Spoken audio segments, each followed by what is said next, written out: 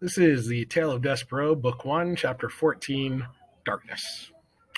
Despereaux lay on his back at the bottom of the steps and touched the bones in his body one by one. They were all there. And amazingly, they were unbroken. He got to his feet and became aware of a terrible, foul, extremely insulting smell. The dungeon reader stank. It stank of despair and suffering and hopelessness, which is to say that the dungeon smelled of rats. And it was so dark. Despereaux had never before encountered darkness so awful, so all-encompassing. The darkness had a physical presence, as if it were a being all its own. The mouse held one small paw in front of his whiskers. He could not see it, and he had the truly alarming thought that perhaps he, Despereaux Tilling, did not even exist. "Oh my," he said out loud. His voice echoed in the smelly darkness. "Perfidy," said Despereaux, just to hear his voice again, just to assure himself that he did exist. "P," said Despereaux, and the name of his beloved was immediately swallowed up by the darkness. He shivered. He shook. He sneezed.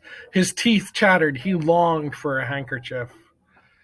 He grabbed hold of his tail. It took him a long, frightening moment to even locate his tail.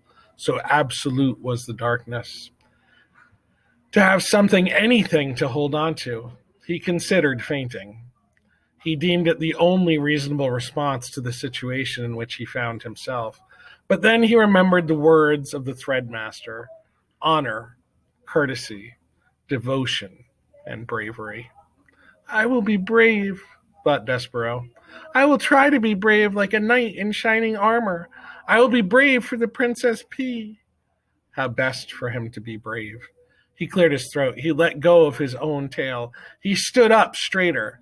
"Once upon a time," he said out loud to the darkness. He said these words because they were the best, the most powerful words that he knew. And just the saying of them comforted him. "Once upon a time," he said again, feeling a tiny bit braver, "there was a knight, and he wore, always, an armor of shining silver."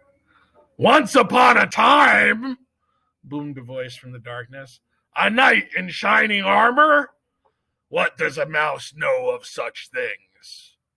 The voice, the loudest voice that Despereaux had ever heard, could only, he assumed, belong to the world's largest rat. Despereaux's small, overworked heart stopped beating, and for the second time that day, the mouse fainted.